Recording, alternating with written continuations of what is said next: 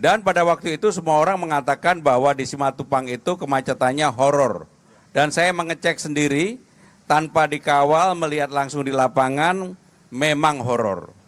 Dan akhirnya saya berdiskusi dengan Pak Asisten Pembangunan, Pak Afan, Kepala Dinas Perhubungan, melihat langsung di lapangan apa yang harus diputuskan.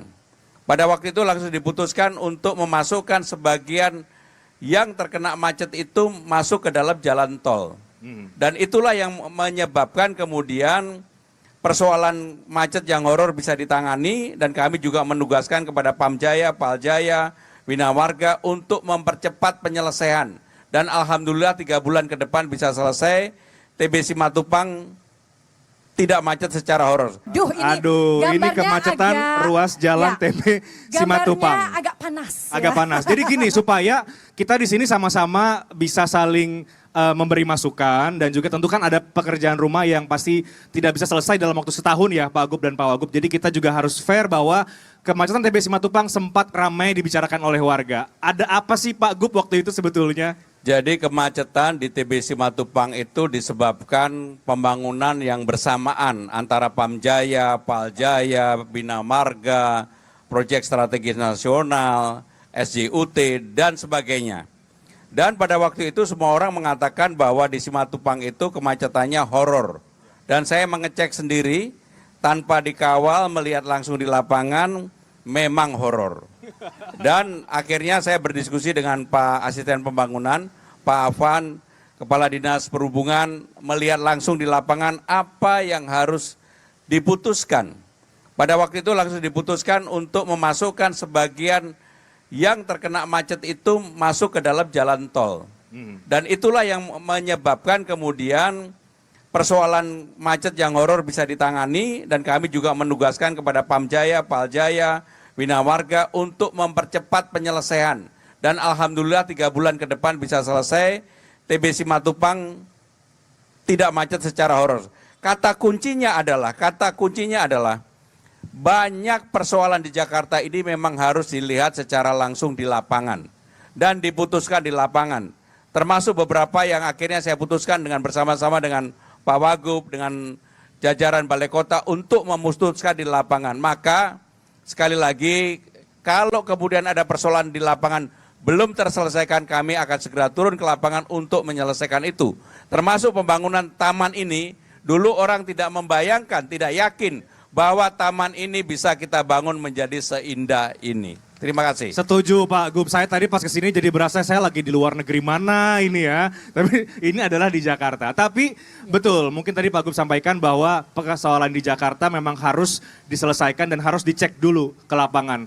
Bahkan Pak Gub sampai merasakan sendiri tanpa dikawal, mungkin tanpa info-info ya Pak ya. Merasakan sendiri, horor banget ternyata Pak. Horor banget. Pada waktu itu ada Pak Wali Kota Jakarta Selatan juga ikut mendampingi, dan alhamdulillah segera terselesaikan. Alhamdulillah. Kita boleh berikan tepuk tangan Bapak Ibu sekalian. Sidak Ini langsung ya. Baru Dan gambar keberapa ini Pak? gambar ketiga. Ketiga ya, Iya. kita punya beberapa gambar lagi. Iya, kalau tadi sudah dari taman ke taman ya, dari Taman Semanggi ke Taman Bendera Pusaka. Gambar berikutnya ada apa? Langsung kita saksikan. Ini dia. Ini sepertinya gambar yang paling bikin menangis haru karena biasanya kita lihat ijazah sekolah lagi disekolahkan, di sekolah. Tapi sekarang sudah bisa diterima langsung di Tebus rumah. ijazah ya. Pak Wagub berkenan Pak komentarnya? Iya, memang kami jujur agak surprise di saat kita mendapat data bahwa di Jakarta ini konotasinya banyak. Keluarga kita yang tidak sempat mengambil ijazah karena nggak punya biaya. Maaf, kalau KJP, KJMU itu sudah ada dalam program. Tapi yang namanya menebus atau pemutihan ijazah, ini setelah kita tahu data ini, saya ngomong dengan Pak Gub, wah ini mesti kita angkat ini, supaya apa? Karena kalau anak-anak yang tidak sempat melanjutkan sekolahnya hanya karena ijazah yang tidak bisa diambil, itu betapa kita putus mata rantai yang sangat panjang. Nah Pak Gub sangat setuju, karena itu kita kerjasama dengan Basnas. Jadi sudah hampir kita barangkali memutihkan hampir 6.000 sekian. Anak-anak kita bahkan bukan hanya ijazah setahun 2 tahun, ada yang 10 tahun. Bisa dibayangkan bagaimana? Ada yang 17 tahun, Bang. Ada yang 17 tahun. Mungkin ada orang yang di sini kali. Nah, bagaimana dia bisa melanjutkan kuliah atau sekolahnya kalau menjadi basic itu dia tidak dapatkan. Nah, itulah sebetulnya filosofinya. Supaya apa? Dia bisa menjadi sidul anak sekolahan. Tepuk tangan. Siapa di sini yang ijazahnya ditebus, diputihkan? Ada nggak? Datang.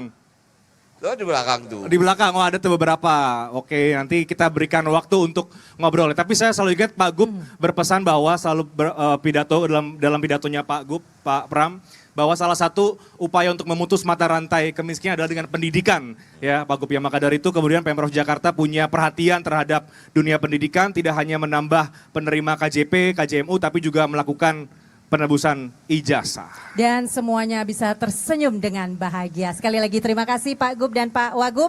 Kita lanjut ke gambar berikutnya. Ada apa? Wow, ini dia. Ada foto Pak Gub lagi begini. Bahagia ya. Ini adalah Ikut cahaya, iya, cahaya rembulan melalui daycare Arutala. Pak Gub, berkenan? Jadi kenapa di Jakarta ini harus ada daycare? Ini memberikan kesempatan yang pertama kepada anak yang orang tuanya bekerja, mereka tetap mempunyai waktu untuk bisa belajar dengan baik, dengan nyaman, dan juga tidak merasa kemudian jauh dari orang tuanya. Tetapi bagi orang tuanya, dia bisa meninggalkan anak tersebut dengan bekerja dengan lebih serius, bekerja dengan tidak kepikiran. Maka kenapa kemudian di Jakarta daycare ini sekarang kita galakkan dalam rangka membuat semua orang termasuk anak dan juga orang tua bisa sama-sama tetap bekerja, anaknya mendapatkan pendidikan yang baik, dan yang tidak kalah pentingnya adalah masa depan bangsa ini tergantung pada anak-anak yang seperti itu. Karena saya yakin untuk memotong garis ketidakberuntungan, salah satunya adalah daycare dan kemudian juga KJP, KJMU, pemutihan ijazah, maka itulah yang menjadi komitmen saya dengan Bang Dul dari program 100 hari, 40 program yang utama, salah satu yang tidak boleh diganggu sama sekali adalah hal yang berkaitan dengan pendidikan, kesehatan, dan sosial. Inilah yang betul-betul kami berdua wujudkan, walaupun dana bagi hasilnya dipotong, ini tidak boleh dipotong. Ya, itu makanya kita kemudian merefleksikannya dalam membangun Jakarta setahun membangun Jakarta dari bawah. Karena itu tadi yang tadi sampaikan Pak Gub tadi itu adalah hal-hal yang paling dasar yang harus menjadi perhatian utama dari Pemprov DKI Jakarta. Saya sebagai ibu pekerja juga sekali lagi Pak menyampaikan terima kasih yang sebesar-besarnya Pak. Kami menjadi tenang, menjadi tidak was-was lagi ya terhadap bagaimana masa depan anak-anak kita. Oke. Kita bergeser ke gambar berikutnya.